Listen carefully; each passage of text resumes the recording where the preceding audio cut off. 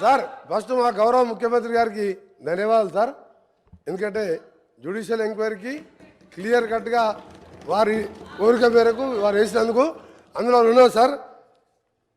గౌరవ సభ్యులకు ఆయన పవర్ మినిస్టర్ ఉండే పేరు పవర్ లేని పవర్ మినిస్టర్ ఆయన మొత్తం నడిపించింది ప్రభాకర్ రావు. ఈయనకి ఏం తెలియదు అధ్యక్ష, ఆ సబ్జెక్టే తెలియదు ఆయనకు. యాదాద్రి ప్లాంట్లో సబ్ కాంట్రాక్టర్ ఆయన, పవర్ మినిస్టర్ కాదు. యాదాద్రి ప్లాంట్లో సబ్ కాంట్రాక్టర్ జ్యుడిషియల్ ఎంక్వైరీలో బయటపడుతుంది.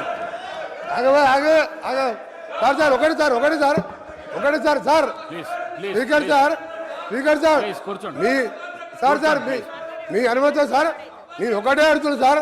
స్టేట్గా వారే పవర్ మినిస్టర్ అని చెప్పుకున్నారు సార్. అప్పుడు లాగ్ బుక్లు ఎందుకు తీసుకొచ్చి మీరు హైదరాబాద్లో దాచిపెట్టిండ్రు? 24 కరెంట్ ఇచ్చేవారు అయితే నెంబర్ 1 సార్. ఆయన చెప్పింది ఇదే సబ్ క్రిటికల్ సూపర్ క్రిటికల్ మా గౌరవ ముఖ్యమంత్రి గారు చెప్పిన సార్. G2G అయినా సరే ఇవ్వడానికి వీలు లేదు నామినేషన్ మీద. అది చాలా క్రిమినల్ చర్య, అది దోపిడీ చర్య. దాని మీద జ్యుడిషియల్ ఎంక్వైరీలో ఈ మంత్రి గారు పోతారు సార్. చెప్పకుండా పారిపోయిన ప్రభాకర్ రావు జైల్లోకి పోతాడు, అందరు జైల్లోకి పోతారు సార్. అది పెద్ద కుంభకోణం. అది 40,000 కోట్లు కాదు సార్, ఇంకా 10,000 50,000 కోట్లు అయినా సరే ఆ పవర్ ప్లాంట్ కాదు, వీళ్ళ దోపిడీ కోసం తినడానికి పెట్టుకున్న ప్రాజెక్ట్ సార్. రెండవసారి చెప్తుంది సార్. 19 అవర్స్ అంటారు సార్ వాళ్ళు. 19 అవర్స్ మా రిపోర్ట్లో పెట్టింది సార్. పీక్ అవర్స్లో ఒకసారి 19 అవర్స్ సింగిల్ ఫేజ్ వచ్చినట్టు చెప్పింది సార్. రైతులకు 19 అవర్స్ ఎక్కడ పెట్టలేదు, 19 అవర్స్ ఎక్కడ రాలేదు సార్. పీక్ అవర్స్లో 19 అవర్స్ వచ్చినట్టు సెప్టెంబర్ మాసంలో వచ్చినట్టు చెప్పింది తప్ప 19 అవర్స్ ఎక్కడ చెప్పలేదు.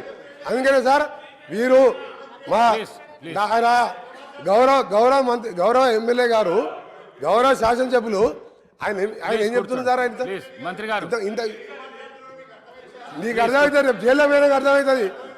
రేపు జగదీష్ రెడ్డి గారు సార్ మీరు ప్లీజ్ నీకెందుకు శ్రీహరి గారు, నేను ఒకటే చెప్తున్నా సార్. మీరు ఒకటే అబద్ధాన్ని ఎప్పుడు 24 గంటలు 12 గంటలు ఎక్కువ ఇవ్వలేదు. మీరు ఇవాళ చెప్పిన దాంతో మా పవర్ మొత్తం ఇవాళ ఏపీ ట్రాన్స్కో జెన్కో నష్టాలు ఉందంటే దానికి కారణం ఈ పనికిరాళ్ళ చేత కానీ అప్పుడున్న ప్రభుత్వం చేసిన చేతలతో నాశనం అయింది సార్.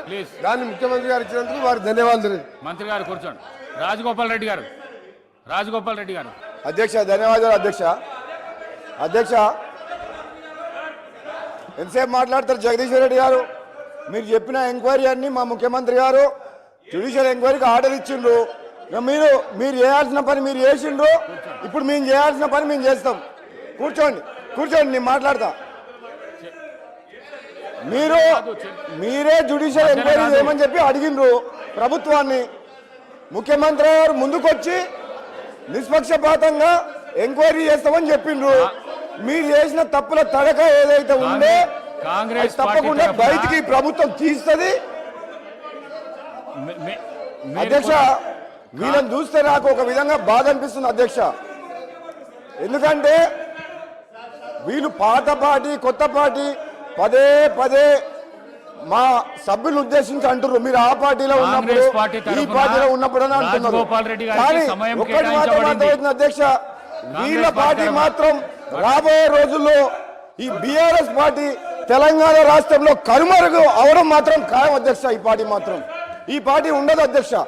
కానీ వీళ్ళని చూస్తే నాకు బాధ అనిపిస్తుంది అధ్యక్ష, జాలేస్తుంది. ఎందుకంటే ముఖ్యమంత్రి గారు ఆదేశించిన ఏదైతే దర్యాప్తు ఒకవేళ బయటికి వస్తే వీళ్ళ పరిస్థితి ఏ విధంగా ఉంటుందో అని చెప్పి ఒక్కసారి ఆలోచన చేస్తే మాత్రం కొంచెం బాధ అనిపిస్తుంది అధ్యక్ష.